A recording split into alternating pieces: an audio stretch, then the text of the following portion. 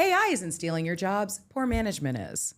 Let's get into it on this episode of How to Give a Damn About Your Workplace. Hi, everyone. My name is Beverly. I am a COO and your Corporate Empowerment Officer. And this is episode 5 of How to Give a Damn About Your Workplace. Welcome to the podcast. But first, before we jump in, let's hear a word from our sponsors. If you've ever felt stuck, undervalued, or unseen in your personal or professional journey, Create the Door is not just another career book. It's a revolution. Beverly Dines, a powerhouse leader and creative force, shares her 8-step framework for manifesting success, whether you're pivoting careers, chasing a dream, or tired of waiting for someone to let you in. Combining real-world strategy, data-driven insights, and personal stories, Create the Door teaches you how to identify your true capital W why, leveraging your hidden skills, and build a life where opportunities don't just happen, you make them. Stop waiting, start creating. Available now on Amazon. And Foxy. Foxy is where creators create. From strategy to scale, we help you build the infrastructure so you can focus on your passions for your brand, your business, your creations. Head to www.foxy.com to learn more. And now, back to the show. We're talking about AI. Trigger warning. I know. However, there is a narrative around AI that we are going to tackle today, specifically relating to the fear-mongering that comes with using AI as a way to upskill, especially if you already are having concerns about AI potentially replacing your jobs. I mean, we've heard this fear over and over again.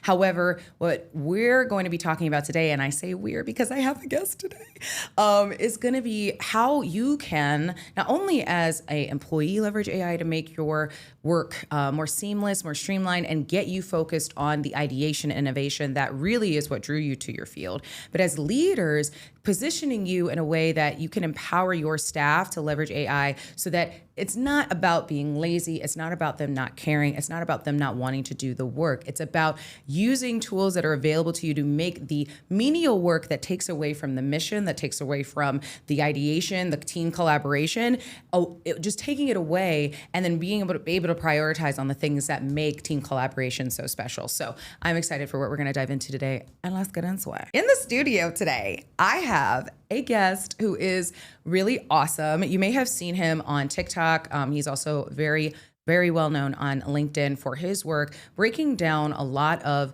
the barriers and perceptions of AI, especially as it relates to the corporate workspace. Having had extensive experience over the past decade working as a recruiter, also as a seasoned veteran, and somebody who is just overall passionate about communicating to the everyday employee and leader that AI is an empowerment tool. I am thrilled to have Adam Leeper on the show today because we're going to talk about it. We're going to get into it, and we're going to have some fun as we think through real tools, real resources, because that's what this show is all about. So let us introduce and welcome Adam Leeper. Hello. Hello. Hi, how are you? I'm great. How are you? We're cooking.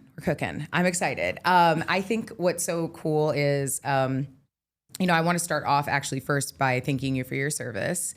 Thank you for your support. Of course. I think what I am excited to talk about today is, there's just such a fear mongering and I think a lot of false news about AI as it relates to the kind of just its positioning and place in the overall hiring market. Mm-hmm. And what's so difficult already is that the hiring market is already very stressed. People are very stressed about what this means for their jobs, their security. Every day there seems to be some new tech tool that is potentially replacing jobs. And I think what's so exciting about your platform and why I'm really excited to chat with you today is, let's take a step back for a minute and really assess what the tools are. And so before we jump into all things, let's talk more about your journey, not only having kind of found yourself in this space of empowering folks with AI, but also, you're a longtime recruiter. You've been doing this a while. You've worked in the military. You've worked in a lot of different spaces and sales, other spaces.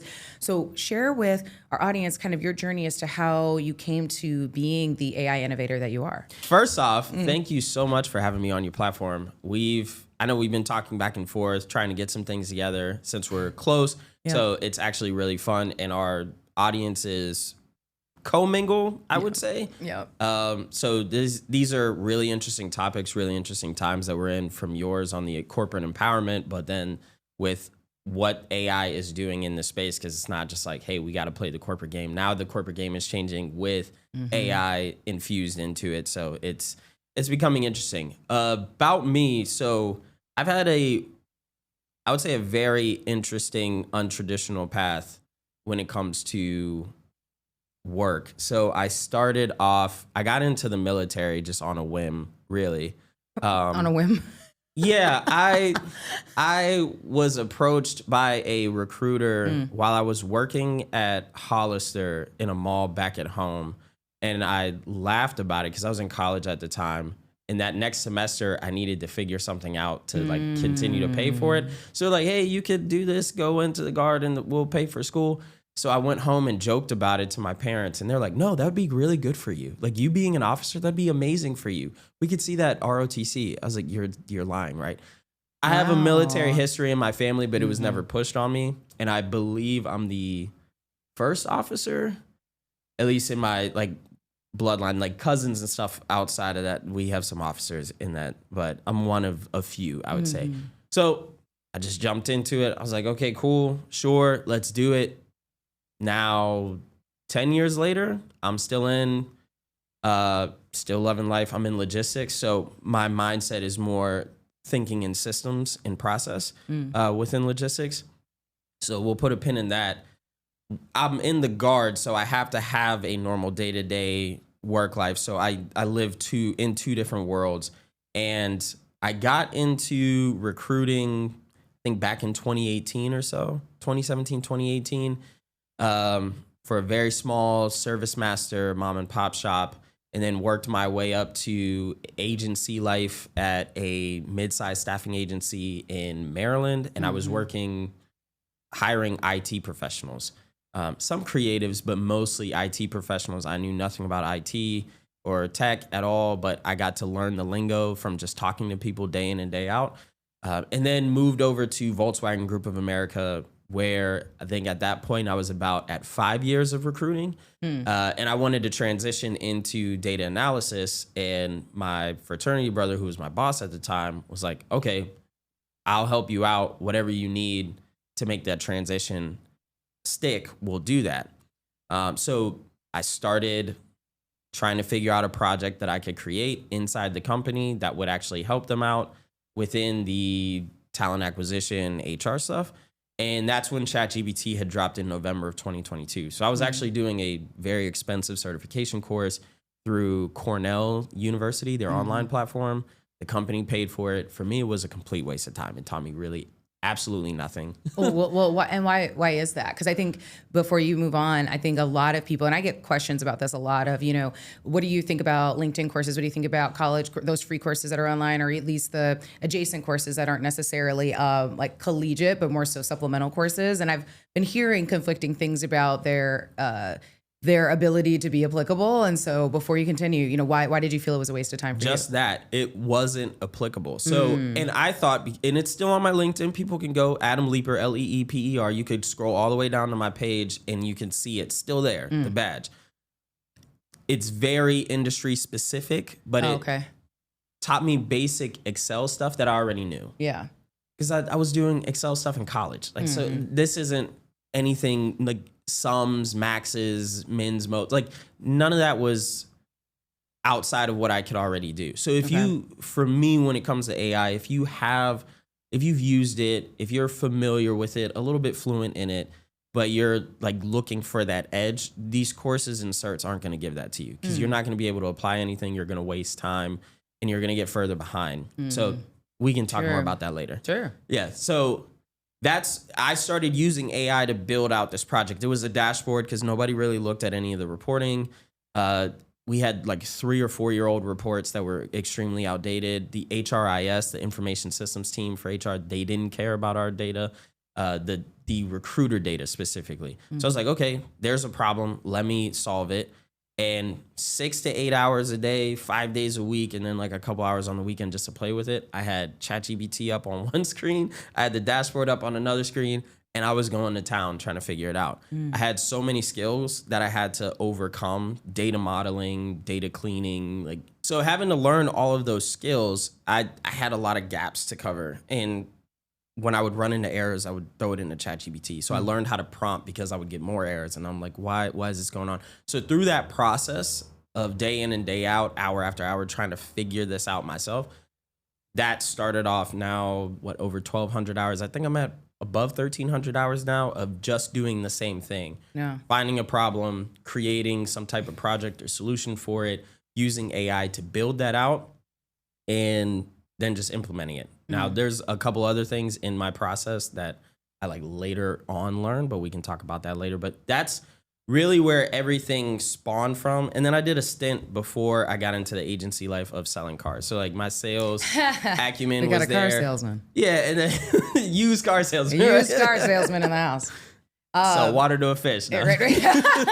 Well, and I think to that end, you know, and thank you for walking us through your journey. One of the things that really sticks out to me, and I hope that it resonates with folks who are listening, is you started off your story by saying you had an unconventional pathway, right? So many people have unconventional pathways to their professional journeys. And I am really appreciative that it sounds like more and more folks are acknowledging that those pivots are natural, because what you described, right, from military to logistics to recruitment to car salesman, all of those things are pretty typical. However, that's not the story that we're told. We're told that, you know, you go to college, you do that one thing, and then you do that one thing for life. And I think what is so cool is that as you were communicating that through line of efficiency and kind of continuing to upskill, even no matter what field you were in, you know, that's something that's really exciting as we think about kind of, okay, so you've done all of this work.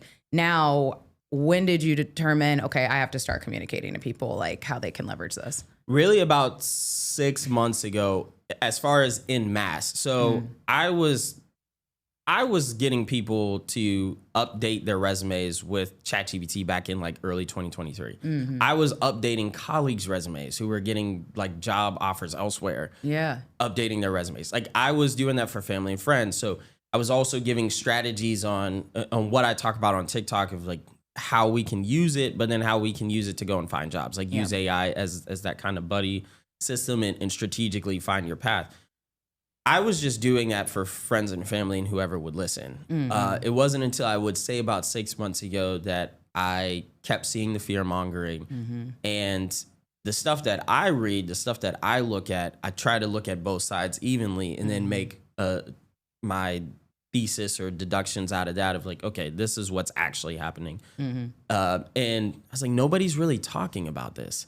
And again, I'll tip my hat off to you because when you came out with, I think your first video that just took off and went viral, and I was hanging out on a couple of your lives, I was like, maybe I need to step into this HR corporate landscape world that I've been a part of, but I just didn't want to talk about because I felt like, hey, there's people who have more years of experience than me. But when I started going back and reflecting on my path and drawing that through line, I have a different perspective on the same topics that everybody else has. And if they've been in for 20 years, they still resonate with what I talk about because I've been in other industries. I've recruited in other industries. I've seen other things that they haven't seen. So all of that comes into play when I start talking and people are coming in like, yeah, that makes sense. Oh no, I like that. Oh, this really resonated. So and I started getting that feedback loop and I'm okay, I was avoiding it for far too long. Now I just need to go full force in it. That's such a good representation of, I think, a lot of people's, at least in my community's feeling of, you know, who's going to listen to me? I'm just I'm just a this, or I'm just a that, or I've only been, or maybe I don't have as much. And, you know, I really appreciate you highlighting, I have a unique perspective. You have a unique perspective. No one thinks like every other person. And I think the cool thing about what you're doing and what more creators who are starting to come up within the last 6 to 8 months who are being defined as niche creators, right, is that they're identifying, you know what, yeah, I don't need to have a fancy title or be at some big multi-conglomerate company to be a knowledge leader. Like, I'm a knowledge leader because I have knowledge and I can lead people with that. That's what it is. And so for the listeners and viewers who are watching, you know, please recognize that I get this question a lot too of, you know, what if I'm just entry level, or what if I just started, or you've cultivated skills up until that point. You have a unique perspective that only you have, and you have no clue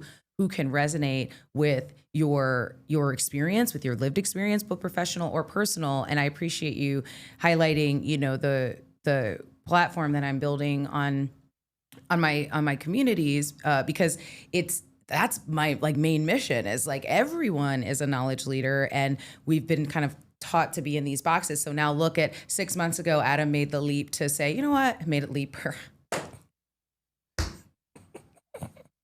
Adam made the leap. Anyway, Adam made the leap. It's okay. You've never heard that one before.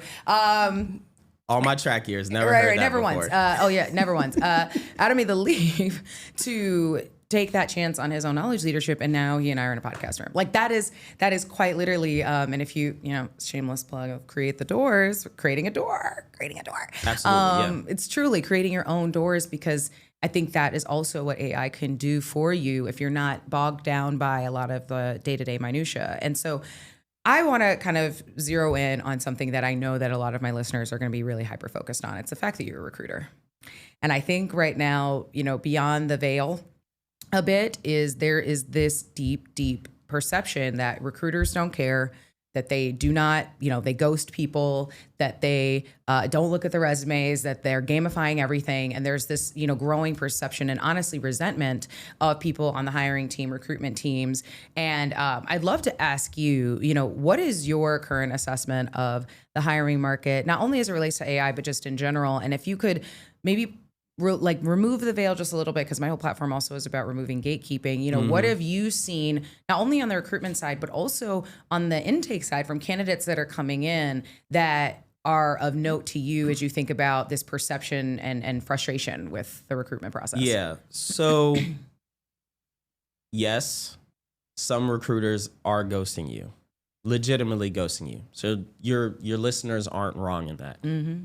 Yes, the hiring process has been gamified. Mm-hmm. That's on both sides of the house. And I think what people have to understand, and I caught some heat for this on one of my videos I put up about that, is this employee mindset is one of, I don't take responsibility for things that are happening in my career, and it's everybody else's fault. And you could see it I'm gonna call y'all out, because I call y'all out in love, but the military and me gotta call you out, because otherwise we can't make changes. There's a gamification on both ends. Yes, I was helping people update their resume and optimize it back in 2023. They got in early. They got the opportunities earlier and they took advantage. Now everybody's doing that. It's no longer an advantage. I think once you're armed with that understanding, you don't make excuses about it. You make changes. Everybody is also using, well, not everybody, but there are thousands of people also using AI platforms that auto apply for you. So you sign up, you put in your stuff, you filter the jobs that you want. And as soon as a job board pops up with a job, it's applying for you. But when I talk to recruiters who are in now, colleagues that I worked with, other recruiters that I'm meeting online, when they say, one popped into my live weeks ago and said, yeah, I opened up a role 48 hours ago and I had over 300 applicants on it. She came in like 2 weeks later into my live and said, I'm sitting at 583 applications for like a customer service or customer success manager role. 583 people look like the perfect candidate. That means nobody is the perfect candidate. Yeah. So I think people have to start getting that mindset. And the mindset that I preach is, you have to think like a business offering a premium service to another company. We're no longer employees where the company's power dynamic is here and yours is here. We have to level or exceed that based on the pain points that we can solve. But there are other activities that no one else is doing, like reaching out to recruiters. And I know y'all are going to say it, but they don't respond back to me. It's because your messages are weak in their inboxes. If you were trying to slide into the DMs to get a date and y'all send them weak messages like you send in recruiters, nobody's going to respond to you. But we could get into that later. Ooh. There are activities when people are zigging, you can zag. There are outreach activities. There's personal branding activities. There's putting out content that isn't just random content to be a creator, but is specifically speaking to the pain points of companies in your industry. Yeah. based on your unique value or your unique angle on your position and what they solve. Those pain points are in job descriptions. They're always in the job description. They've always been in the job description. If you can create a system for yourself or a flywheel that when a recruiter or when a hiring manager lands on your profile or sees your resume, and they will go and search your LinkedIn, they see all of the stuff you bring into a world. Yeah. That's what businesses do. That's not what employees do.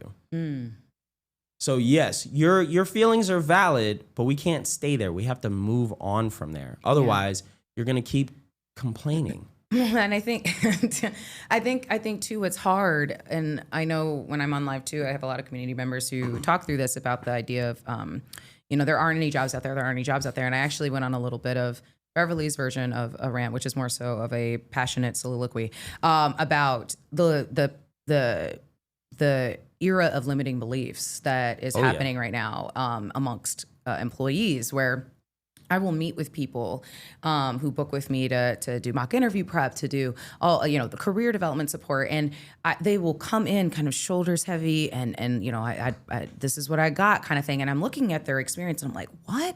This is incredible. And they kind of, no, I mean, I haven't gotten a job.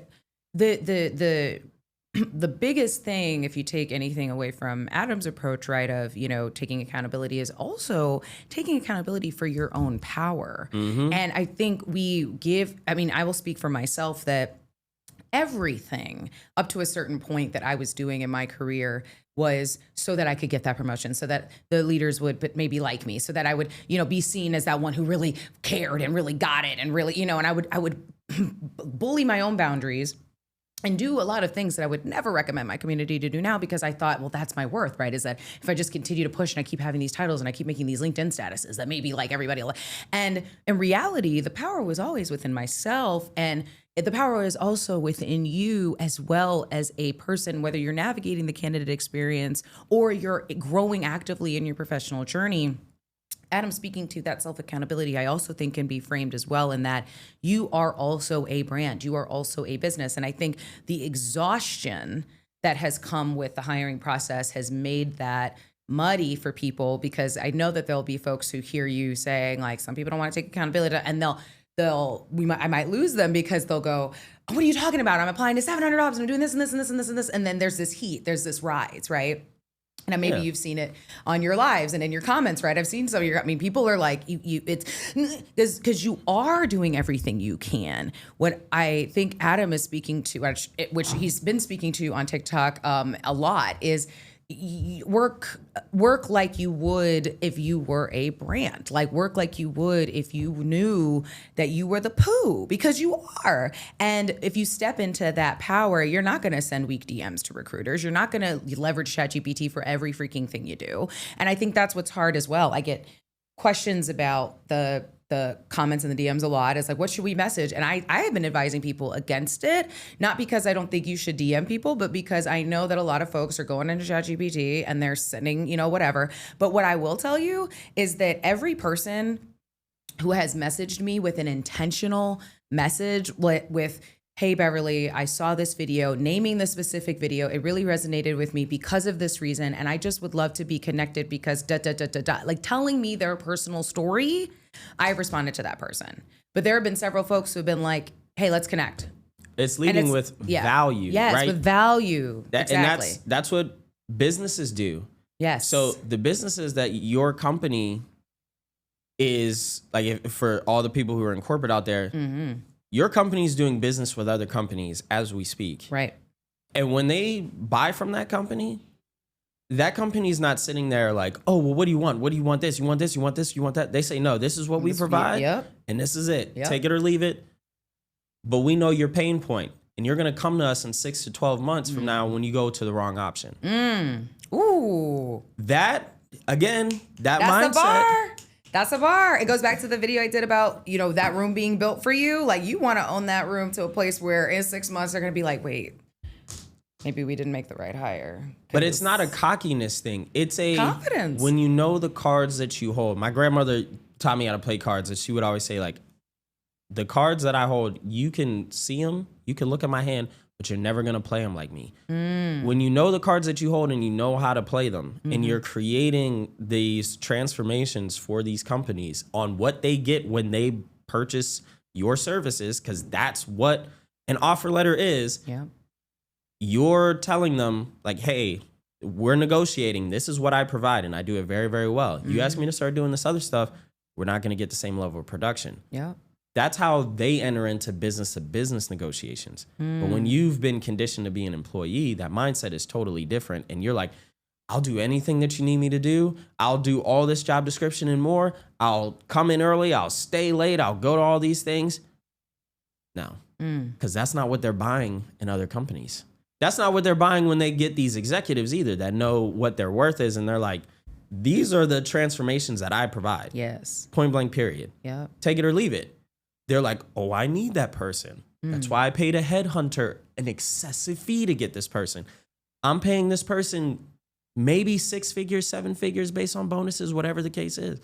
And they're doing one really good thing. They're doing one thing exceptionally well. It's a totally different ballgame, but it's a totally different mindset. So yeah, I come off maybe brash or like say in a bar or what have you, but it's from experience. Those are the people that win. And they're not doing what everybody else is doing and complaining about, because they have a completely different strategy based out of that mindset and that feeling that they're anchored in. Well, we're going to take a quick break. And when we come back, we're going to talk about how you can utilize AI to step into that mindset of being a knowledge leader, no matter where you are in your journey. If you're a college student listening to this, all the way to a seasoned professional who's been working in your field for 40 years, and walk into some tactical tools and resources, and maybe some fun stuff too coming up after the break, and a message from our sponsors. So thank you. Thank you so much to Kit and Kit Studios, the all-in-one email-first platform built for creators. From growing your list to selling your work, Kit helps you stay organized and connect with your audience without the overwhelm. Turn your content into a business at kit.com. Build, grow, and get paid all in one place. A personal thank you to my community investors. Your belief in me and direct support of this podcast and my content means more than words. You didn't just invest in a show or a video. You invested in me, and I'll never forget that or your support. If you would like to invest in me and become one of my community investors, please head to my Amazon content creator wishlist that's linked in the description or at my link in bio. This will enable me to continue to accelerate not only with generating more content, but curating more community connection, more resources, and more intentional dialogues about how we can give more of a damn about our workplace, both as leaders and as employees. Thank you for your investment. Let's get back to the show.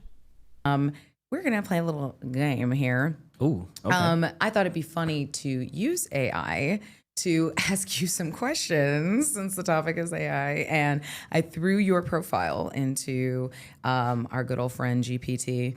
And I asked it, the prompt was, based on Adam's profile, what hard-hitting, rapid-fire, funny questions would you ask that would empower my audience as they grow in their AI journey? Okay. Okay, so let's see what AI had to say. Okay, so deep research. Be honest. What's the pettiest reason you've ever used automation? Was it for a email back to a leader? Was it for your calendar? Was it to do something just because you wanted to get somebody off your back? What's the pettiest reason you've ever used AI? Oh, okay. I was like, I don't really have anything, so now I'm going to be boring. I was reaching out to colleges and universities because I feel that like students really need to get this learning, because they're coming into a crazy show, right? But we could talk about that later. So this one career services person reached back out to me on LinkedIn. It was like, hey, I'm not interested. And I kind of flipped. I was like, what do you mean not interested? So you're going to put these students at risk because you're not interested? So it's about you and not them. So I had ChatGPT help me craft. I talked to it. I put in all my frustrations. was like, I really want to go off on this person, but I want to do it in a professional way that doesn't like ruin my brand or anything, but also challenges them in a way. And to clarify, you were pitching to the university for your services to teach students about AI. Really to help the career services departments have some type of programming that helps students prepare them for the workforce. Not really teaching AI, but like helping you prepare for the workforce with strategies and tips like the stuff we're going to talk about. And getting it to the students early as possible. So when he said that, I was like, yeah, I don't like that. So I told my wife about it. And then I went to ChatGPT and I was like, help me craft this message. This is why I'm upset. This is how it made me feel. I want to say this, but I know it's disrespectful and it's not correct. But I want to challenge this person with this like final leaving message. And it crafted one that was respectful enough, but challenged him like, hey, you're kind of letting these students suffer. If you're okay with that. That was like the nature of the message. But you're it just okay with that. Oh it my just gosh. didn't come off as petty as I was gonna come off, which was good. But yeah, that was the pettiest thing I used it for. Oh, that's funny. I think a lot of folks may find that relatable, because I know, at least for me too, like when I've gotten emails that are like, should I go off on you now or should I go? Who are you talking to? Right. Because it's not what. I also have been like, this is what I will put their message in. I sometimes will do this with text too, very rarely. But if it's like, I know I'm having a response to it, I love that too, of like, instead of unloading that response onto that person who you don't know what they're dealing with in that day, neutralizing it, using the tool, and then kind of coming back with a more elevated approach. I think if you are listening to this and you have had this, I mean, gosh, have the experience of receiving that email that's like, per my last email, or whatever the case, or text, or things that feel disrespectful, and you notice that you're having a reaction, using, taking that message that they sent you, putting it in GPT and being like, hey, I feel this way, like Adam just said, and then letting it do that work, not only keeps you in a place of poise and class when you probably would have wanted to DMX the heck out of that situation. But also, you're now able to kind of prevent what happens a lot in the workplace. How many agitated employees, agitated leaders, you're reactive because somebody said something disrespectful. And I know that, at least in my experience as a leader, there's been so many times where I know somebody's having a bad day because everybody is feeling their bad day. And it might have been from something like this, that if they had have just maybe been like, okay, I'm not even going to allow myself to be taken over by their pettiness or their disrespect, like, hey, handle this for me. And now you're carrying less of that internalized, what really feels like disrespect and harm. It's the new version of write out the email on what you want to say and then delete it. But at least you could send something as a response, because they're going to look for one without it being like too crazy and coming off like, did they just say that to me, and creating a whole bigger issue. So yeah, it is what it is. Yeah. What is the wildest recruitment experience you've had? This was one of my last experiences at Volkswagen. We had to, I did some light recruiting while I was still doing the data analysis stuff, but for the warehouse division there. And New Jersey had changed their law to where you couldn't use, it was like agency labor anymore. You had to have everybody working there be an employee of the company. So the staffing agencies we use that were bringing in these temp workers or these agency for the warehouse, we had to, like, in a week or less, hire everybody full time immediately. And that wasn't our process that we did. We would bring them on for a little bit. They would make their decisions, the managers would, and so on. So I had to fly to New Jersey with like one or two other people. And we had to do this mass hiring event of, I think it was close to 50 or 60 people in like 2 or 3 days. So that was all expenses paid, but that was crazy. Have you heard of TPE? No, what is? Oh my gosh, the placement exchange. So when I was in graduate school, because that reminds me of when I was in graduate school, I worked in residence life. Hey, to my student affairs professionals listening in. And TPE is very much like that, where you have quite literally hundreds and hundreds and hundreds of graduate students, hundreds and hundreds and hundreds of schools, and they're all there like rapid fire interviewing, and you're finding out live like if you're making it there. And it was the most like I felt bad for the hiring teams. I felt bad for us. Like it was so hectic and exhausting. So I can only imagine like it's a lot. But most of them were. A good bit of them didn't speak English. Oh. So it was also very difficult to get through it. Yeah. And to get all the paperwork, get all the background checks done. Like we had to call our vendor and push through the background checks. Like we were on the phone with them literally every day for hours. Like, hey, we just sent you a batch of 18 people. Go ahead and approve all of these. Like get them through quickly. Yeah. Because they gave us literally until that next Monday by the law to get all these people in, or we had to fire them and let them go, which would have been a huge hit to the business into the shifts. It was crazy. So then the last, I think, crazy recruitment story I have was at Volkswagen still. This was when I first got there, and I was recruiting for Electrify America, which is a brand under them that does charging station infrastructure and stuff. And one gentleman was up for a promotion on this new role we were opening up. And he's like, hey, can I get a couple minutes on your calendar to talk about this role? I was like, yeah, sure.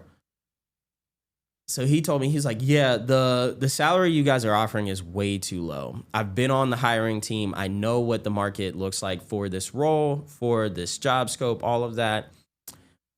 This is way too low for the responsibilities. I brought in $2 million to the bottom line last year myself. I want 1% of that. Metrics. And I said, you know what? I'm all for you getting that bag, brother. However, we have only flex room to hit 10%. Once you go above 10%, you have to go to a committee that has to hear you out and hear out your case in Volkswagen to get more. They only bumped him, I think, 12 to 13% after that committee. He's like, I'm good. Walked away. Do not let your job stop you from finding your promotion. And that's why I told people, know your worth. You know your worth. But that's why I keep talking about metrics. I love that story because I'm sharing it with my audience. Like metrics are so important because he knew his worth. He had the data to back it up. They played in his face and he walked away. And he walked. And they lost a really good candidate. It happens all the time. And I think I love that. Thank you for allowing GPT, our good friend, to throw a couple of questions at you. Those were good. Good. I'm looking down at my phone. I know there were a few that probably weren't that great. No, and that's why training is important. But to that end, I would love to now talk about that, going back to mindset. So, earlier before the break, Adam had really, intuitively kind of talked about like that mindset that I think a lot of folks are in relating to, all recruiters are out to get us, the people are ghosting. And yes, there's realities that are true there, and how much of it is also not stepping into your own power as an employee. And I want to first start with your experience as a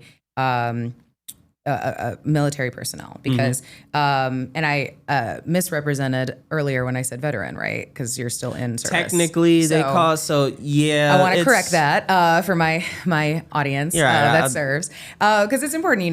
I have over 5 uncles. They all served, and I think what has really been devastating is feeling like and of course I'll never understand that experience as someone who has not served, but that from what I've seen from my community members, feeling like you've dedicated your time, your life, your however many years to your country, and then you're constantly feeling left behind, right? Yeah.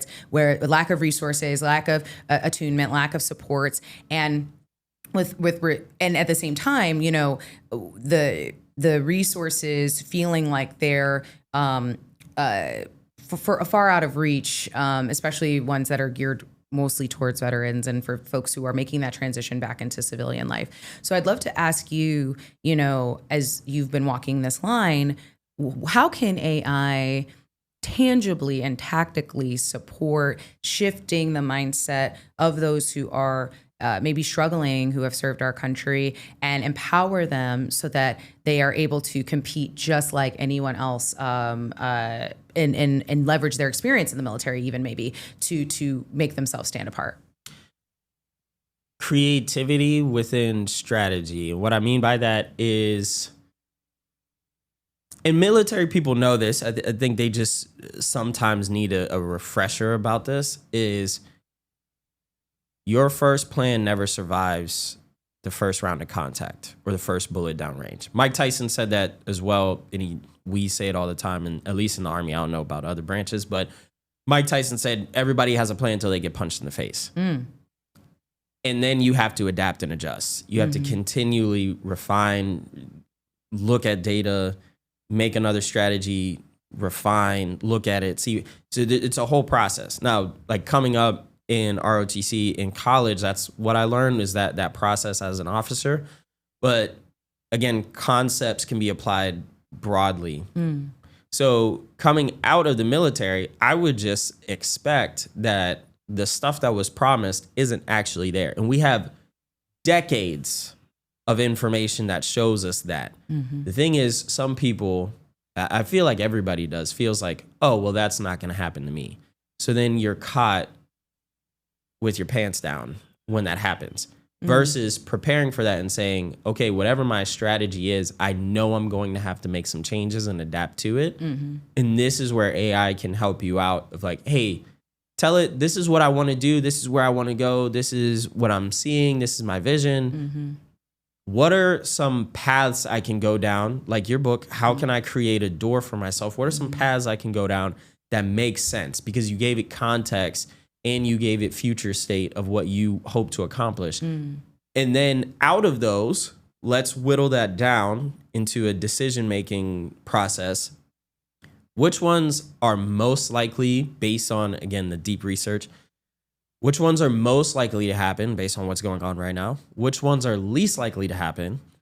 And which is like, so that's how I would break it down. Most likely and least likely to happen.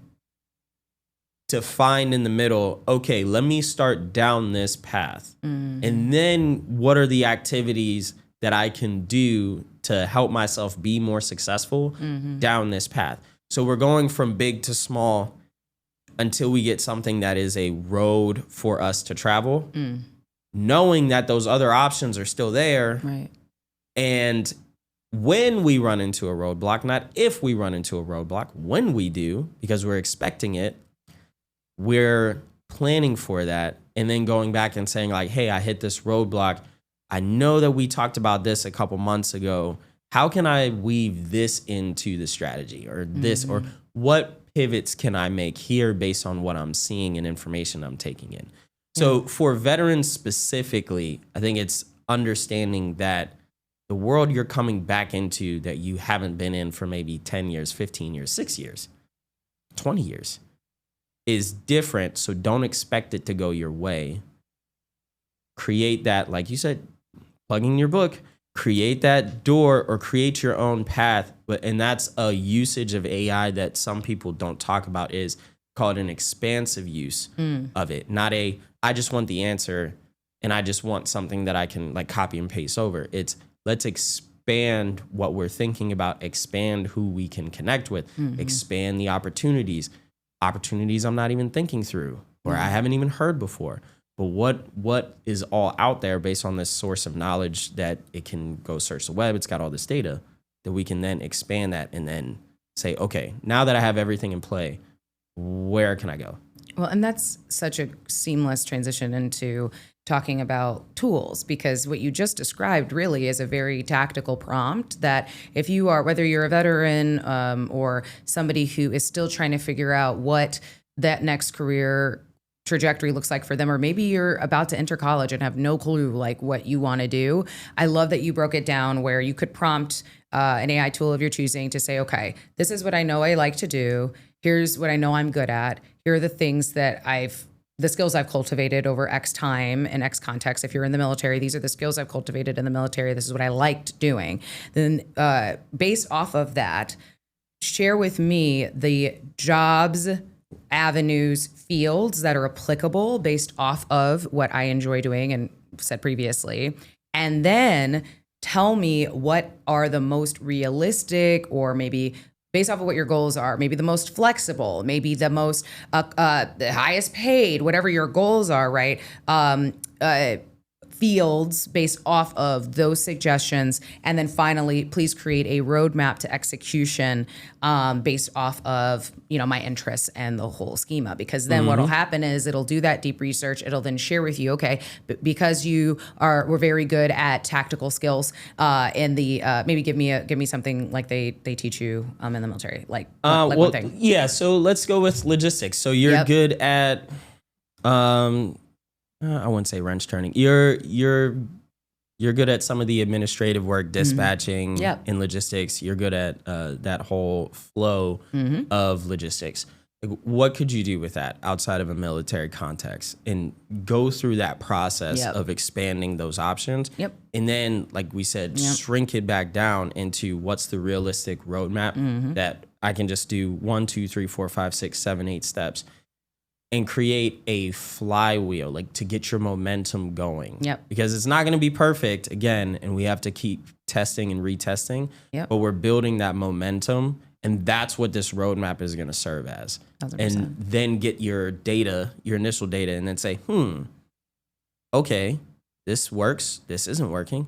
What should I double down on? What should I get rid of? What should I add? And you keep going through that till you get to where you need to get to. Yeah, and you can keep doing it. Yeah, and reiterating on it. Yeah, sorry, I didn't mean to cut you off. Like continuing to iterate on it. No, and I thought you were gonna say the same thing. And just keep doing it even when you get to where you want to get to, because that's the process, right? And it doesn't stop. 100%. And then from there too, you can even say like, what positions, what titles based off of this roadmap should I be looking for when I'm looking at job descriptions? And then you can be feeding the job descriptions that you like back into the roadmap. And it's like you said, it's a continued refinement, but at least that overarching prompt guides you and gives you focus that is a lot more intentional than go out there and apply, because that's what a lot of folks are being told. It's just apply, and then everyone else is screaming like, no, actually, like that's not working right now. And so that kind of gives you that step ahead. And so now zeroing in as well with continued resources more expansively, what can you share with listeners, not only employees, because we've been employee heavy, but I want to zero into on leaders. Like, how can leaders empower their staff, their teams to leverage AI in a way that gets them back to innovation and ideation and less from the minutia of the day-to-day? They need to use it first. So the best piece of advice I've ever gotten from officers when I was coming up through ROTC and as a young officer was never let your soldiers do something, or never ask them to do something that you haven't done personally. Now that got me into a little bit of trouble until I really understood what they meant by that. Because like I was really trying to jump in and like, hey, let me fix this carburetor on the truck. And then they were like, get out of here. You don't need to do that. But what I could do is learn a little bit more about what they do, sit with them, maybe learn a lesson or two, turn a couple wrenches, but that might just be it. That's enough. So then when I'm asking them to do stuff or help out, like, hey, they're picking up trash, let me go help out pick out trash. Yeah. Those are small tactical things, but the lesson there is, if you don't know how to use AI to solve the problems of the business, how are you expecting them to know to CYA, cover your behind so that you look good? So let's just keep it all the way real. Some of these executives and senior leaders got to where they got to on the backs of other people putting in all that time. They didn't get to where they got to because they were innovative and competent and skillful at what they did. Ooh. But that's just a numbers. Again, let's bring it back to sales. It's just a numbers game. Yeah. Like if 1,000 people all had the same skill and everything, like you'd have it wouldn't work. So then how about reframing though then? What about the leaders who don't want AI? Because I know that there's a lot of leaders or senior managers and everywhere in between who feel like AI is promoting laziness, because then it's, if you're using AI to write your emails or if you're using AI to do your administrative work, then why are we paying for you then? Like, why are we hiring you? And right? It's like, and I've been seeing that on LinkedIn, and I'm like, huh? Like that. What are your thoughts? So number one, AI is not going anywhere. So you don't have that option. to continue to push back at it. You're Right. pushing back at your own peril, whether that's your job or your company. Here's a couple of data points. I want every senior leader watching this to go look up the C-Suite Stress Index. It was a study done earlier this year or late last year and published earlier this year. They surveyed 1,000 different CEOs and executives, C-suite leaders. 76% of them believe that in the next 2 years, they'll be fired for failing to bring the AI, what do they call it? That they'll be fired for failing to bring any real results based on the AI initiatives that their company has set for them. Why is that? Because they don't know how to use it. And they don't know what's laziness and what's not. Here's something else, and I made a video about this. Businesses and how they were constructed. If you built a big business, you were successful because you could get a lot of funding, you can get venture capital, you can do all the things, you can go public. But the goal was to build the largest business that you could. And AI is like crushing that. So now we're reverting back to leaner teams and cutting teams down because AI can take care of that work. Well, when you create these big businesses, there are jobs that aren't real jobs that were created as a result. From the recruiter's perspective, I've seen these job descriptions, and at Volkswagen, we had a committee. This committee was solely put there to any new role that was out, grade it based on our grading system, on your salary bands is what other people call it. But to be a management level, which is a level 10, the job description has to be filled up enough with enough stuff for that committee to look at it and say, yeah, this should be a 10. Or they drop it back to a 9 or an 8, which is not management level. So now we can't pay you more as a result. So there was a gamification there. I'm not saying every company does this. However, what have companies done to build a big business where they're just like, let me package up a bunch of tasks that nobody else wants to do on my team and create a whole new position. And that constitutes for a $70,000 pay right there. So what do you have to say then to people who've cultivated career? Because I think if I'm sitting in that seat and I'm hearing you, as now shifting back to the employee side, it's like, well, that may all be fine and good, but I've dedicated 10 years, 15 years, or 5 years, or however much time being in one of those. What you're saying is, a maybe unnecessary or like a filler role. So what happens to me? What does that mean for me? So PwC just put out this bombshell report back when June 3rd of this year. And I'll cite sources in the YouTube. So if you head to YouTube or if you're listening in, I'll put them in the comments. Yeah. So they put out this bombshell report that they've been doing, I think, for the last few years, actually. But they looked at close to 1 billion job advertisements, 1,000 different companies' financial records on 6 different continents. So again, a lot of data that they just took in about what AI is actually doing right now and where it's trending in the workforce. Jobs that are heavily automated, so admin assistants, certain tech roles like data entry, even some tech support roles, there's a whole list, actually saw an increase in the demand for human work. This is also called, it's a paradox, Jevons paradox, but it comes from economics, but it's playing out here. That basically when productivity and everything becomes as cheap as possible, human labor increases as a premium. So what it's doing is it's shifting the role from being this like mundane, I come in, I process these reports, I send out these emails, I do all this stuff, to what are the complex tasks that AI can't do. At the same time, Apple dropped a report saying looking at reasoning models for all these big AI companies that are talking about we're at artificial general intelligence, it's going to take your job, it's going to do all these things. And they put it all to the test, all of them, Claude, ChatGPT, all of them. They found that on complex tasks, these AI models actually reason themselves out of the right answer. And they can't do the complex tasks.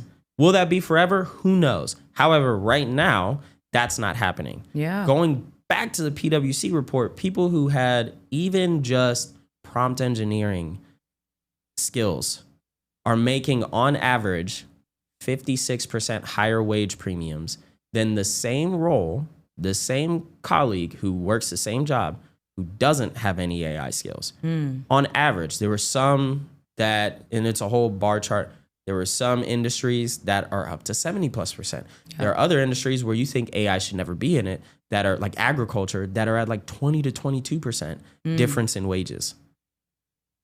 It's making you push to more complex human skills and human problems that we can solve versus while AI is working on doing all this stuff in the background for you. So it's not laziness. It actually pushes us to be more creative and do other things that we actually don't have time for in our jobs currently. Yeah. Wow. So I think for anyone who's listening who still feels like, they maybe they cut your job and they're blaming, they're saying it's because of AI or saying whatever the case. I hope that what you're hearing in Adam's response to that is this is the time for you to zero in on your creative attributes. What is it unique about that's unique about you that no one else can do but you? Instead of maybe, sitting in the pain and fear of whether you've been laid off recently or you're fearing being laid off because of AI or because of whatever the case, reframing that and hearing from these data points. Okay, wait, now is the time actually to be zeroing in on what is the thing that only I can do differently and start being that business, being that marketer, to be able to showcase that. And I know that there's a lot of folks who may listen and go, you know what, Beverly, though, I'm really exhausted. Like I'm tired. I'm tired of constantly having to innovate and constantly having to kind of do that next thing and grow to that next thing. And I think if we think about the Industrial Revolution, if we think about every other the tech revolution, as we head into, Y2K, there's always going to be that. And that exhaustion is valid. And for yourself, how can you step into your own power, as I've been reiterating over the course of the episode, that hearing in the data points, human work, and I've been saying this to my audience, human work is not going anywhere. The game is just shifting. The nuances are shifting. And so as you become more nimble, as you not just ride the bandwagon, but think expansively, as Adam said, of how can this be a part of my story, professional development be a part of my whole story, because you're more than just your job. You're more than just your title. You're more than just your work. Yes, we need a job to eat and put food on the table, but also there's so much more to us than that. So as you look at AI in the grander picture, what's my mission? What's my brand? What is my focus as an individual? And what do I want to accomplish in this life? And as I think about that, what alignment can I generate, and prompting AI to be able to help you roadmap this, to be able to create my own doors, or work alongside creators like Adam to then strategically place yourself in a way that will create that alignment so that you're not only more fulfilled, you're being paid more, and you're honing in on your unique attributes that nobody else can do but you. And if you're listening to this and still feeling doubtful, please understand that there's no one else like you, full stop. And I love data because it can often be very comforting in that, sure, some of these menial things, which honestly, let's be so real. I hate busy work.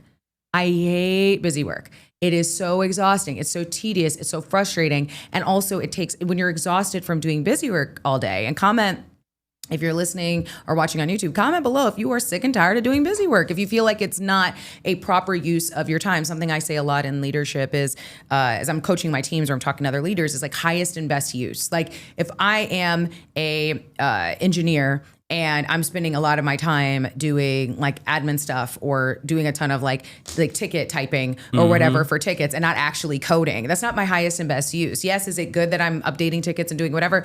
But is it my highest and best use because I'm not actually in the stack, like doing the coding? Like, no, it's not. And so thinking of it from that reframe of if AI is getting rid of the busy work for a lot of cases and allowing you to get back to your highest and best use and to things that fulfill you, then that reframing is going to empower you when you're stepping into interviews, when you're navigating promotions, when you're navigating changes in your career, because you're going to be able to speak to, no, this is the grander story of me as a person, and this is how I apply, this role is applying to that. And same thing for leaders as well. If you are using it and showing your teams that it is valuable and that it is something that should be invested in to remove busy work, then you're able to then see your team maybe in a light that you hadn't had access to before because they're not bogged down 40 hours a week cranking emails and writing SOPs. Like, I love writing SOP. Anybody who's worked with me before knows I love a policy. But I also really like ChatGPT and other AI tools helping me create the skeletons, because it's very tedious. Like, okay, like, let me map this out. Let me do whatever, versus using my knowledge leadership to say, I know what this SOP needs to be.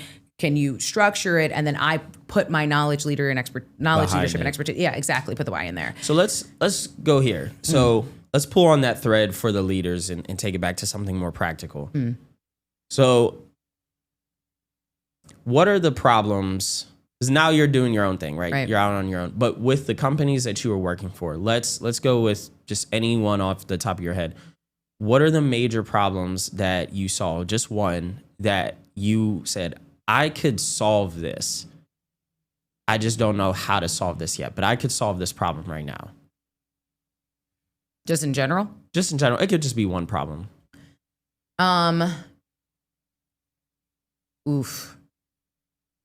I know I'm putting you on the spot. Yes. I think pretty consistently at most companies I've worked with is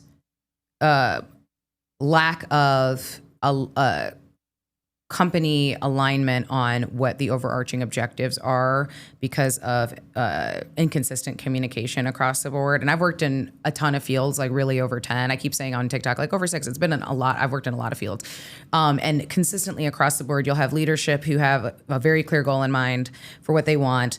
And then they'll tell their senior most, leadership under them. And then somewhere along the line, it just continues to get muddied to now folks don't know what they're working towards. And if it's not reiterated, then it doesn't matter if you're saying it in the all hands or if you're saying it in your team meetings. If it's not continuously reiterated when somebody comes in and says, oh, I have a really great idea. I want to share this idea. I want to do this. And then all of a sudden we're working on this idea. Well, people have really great ideas.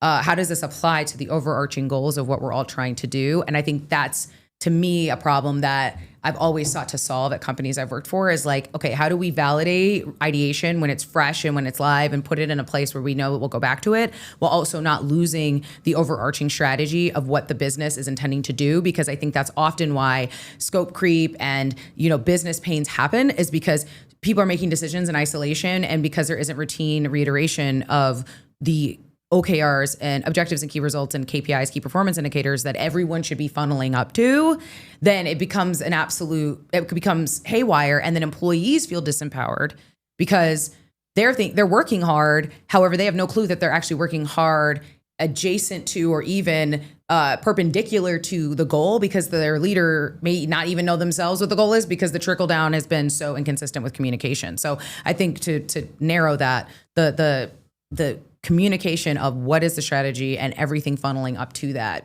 being more consistent across the board. So how do we stay on target and consistently have everybody from the lowest level employee all the way up to the CEO be on the same page and move in the same fashion? Yep. Right?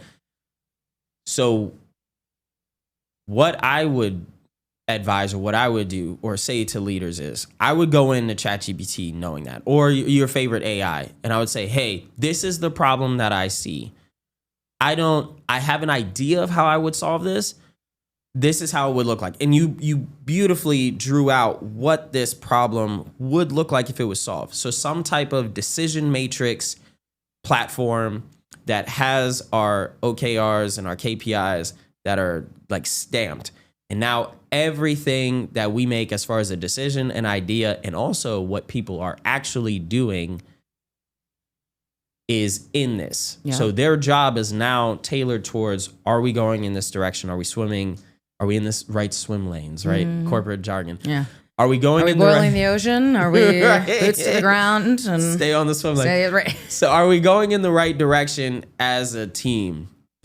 I would say, okay, this is something that probably needs to be built. And then I would go to ChatGPT and say, how can I build this out? This is what the problem is, the pain point. This is what I can see we could do. What's a solution that I can build that I can use AI and automation to create this thing? And it's just that simple. Now the hard part is execution. Right, is execution. And execution. Then you can say, okay, what is the roadmap? How long is this going to take me to build this solution? And what's the roadmap step by step? What are the tools that I need? Because we don't want to learn every single tool and try to boil the ocean, right? We want to learn specific tools that, again, make our skill set more valuable than a company just using AI or whatever.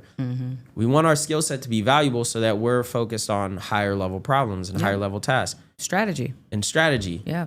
So now what are the tools that I need? Is it ChatGPT? Is it Gemini? Is it DeepSeek? Is it Make.com? Is it N8N? Is it some other automation platform? Typeform? Is it Typeform? Is it all of those things or none? What is my tool stack that I need that now I'm creating a skill set within that tool stack? Then ask it, what are the skills that I'm building? Because it's not just I'm learning tools, but what are the skills that I'm developing, meta skills, while I'm using these? It's design. It's like systems design. It's systems thinking. There's other meta skills there. Human in the loop interactions, all that. And then what is my roadmap from start to finish? If you say it's going to take 4 weeks and I could give you 10 hours a week, what is my roadmap to completely build this out and get it launched? And that is the process. That is what I call my zero to AI roadmap method or zero to AI method. To literally take you from not knowing anything. And it's not just the leaders. It's the employees. What is the problem? Because I told you early on, I saw a problem and I saw a need, a pain point with the data. What's the problem? Then what can I create as a solution? I didn't know AI was coming out, generative AI was coming out, but I use it. So then now you have all these tools you have access to. How can I put this together and do all of this? So that's the entire process right there. I love that because I think as we head to the final comments, like you teased it, and I want you to zero in for our audience about like a really tactical resource that you can leverage. If you've been listening to this and you're like, okay, you know what, I'm convinced, like I'll jump on. Or even if you're not convinced, but you tentatively know that it can help you reframe as you navigate wherever you are in your professional journey. Why don't you tell the audience about your work, your company, your resources that are empowering people today with AI? So I'm currently in a rebranding, but I'm calling everything like zero to AI. So I got a new email. His email is like, for those who don't, is this super Adam Leeper, long. like it's this long email. I'm like, sorry. So now it's Adam Leeper at zerotoai.org. You can email me but I have really two resources. One is a roadmap tool. Right now it's a custom GPT. You can still buy access just to that.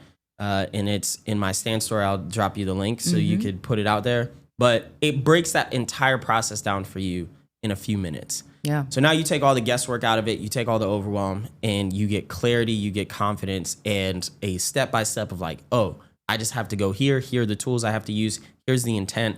Here's everything. It'll give you projects, about 5, and that you can rifle through and you can say like, oh, I want to do this one. I want to do this one. Start with one. Have it build out the roadmap. Then you can continue to talk to it to flesh things out, get more data, all of that stuff. Yep. So it's very interactive, and I'm building a standalone version of it for those who don't have ChatGPT Plus to take advantage of that. So that should be out pretty soon. That's the first one. If you're a person like me who's gonna figure it out, I say figure that out. If you're a person who could just take that roadmap and go and execute, by all means, that's your best avenue. If you know that you're going to need more assistance, more help, you're going to want to ask questions, you're going to want to be guided, you want the accountability so you can go through that transformation. I have a community that I've launched. There is a free tier, however, you don't get a lot of access to it, but you get enough that you'll get like some replays on calls, on group calls. But for those who are paying members of it, they get every week, we do a call, we go through tactically your roadmap. We are going through a project. We're implementing that solution together, and you're getting a strategy on how to position yourself, create a brand, position that brand. So you're creating that flywheel effect to build that momentum, get noticed. Whether it's you just want to leverage this at your current company, or you want to switch companies, or you want to pivot, or you want to get back into like veterans, you want to get into the workforce, and creating that system for you and that systemic approach. So those are the two resources that I have. They're all linked to my stand store. Yeah, and I'll link that in the I'll link that in the comments, especially if you are watching on YouTube, because I mean, if you, and also make sure you're following Adam. I'll put his tags as well in the description, because he goes on live pretty frequently where he's also talking about what's next with AI from the employee experience. And I think what's going to be so exciting for you as you continue to grow is people finding community, people finding resources, but also that, again, going back to the no more excuses. Like the market is moving, it's moving fast. And, here is a creator who is stepping forward to say, hey, like, I've got you. That's what this is about. So I thank you for standing in that truth, not only in your professional experience, but also in your personal commitment to helping people get the resources that they need so that they can be successful, leveraging a scary topic, which is AI. Trigger warning.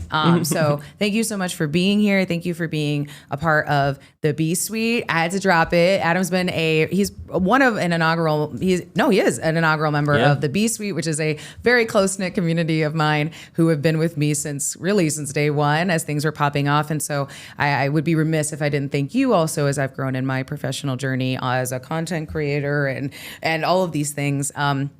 Because your insights and feedback have been integral for me as well. So I look forward to sharing your work with the community. Make sure you are adding Adam, that you're following him everywhere, that you're looking into his resources, so that if you are feeling a little shaky, you have somebody out there who's going to walk you through how to make it make sense for you and your career, as well as your personal journey and professional journey, and everything in between. So this was How to Give a Damn About Your Workplace. Thank you, Adam. Thank you. Thank you so much. Yes, of course. We're gonna have you back on because I have more questions. Okay. We're gonna have more to talk about, because AI, like you said, AI is not going anywhere, but neither are you. And neither are we. So we will continue to chat through this, because, it's just AIing out here. It is. Thank you so much for... Thank you so much for watching, and we will see you next time. Let's give a bit more of a damn about our workplace today and every day as we head into this week. All right. See you next time. See ya.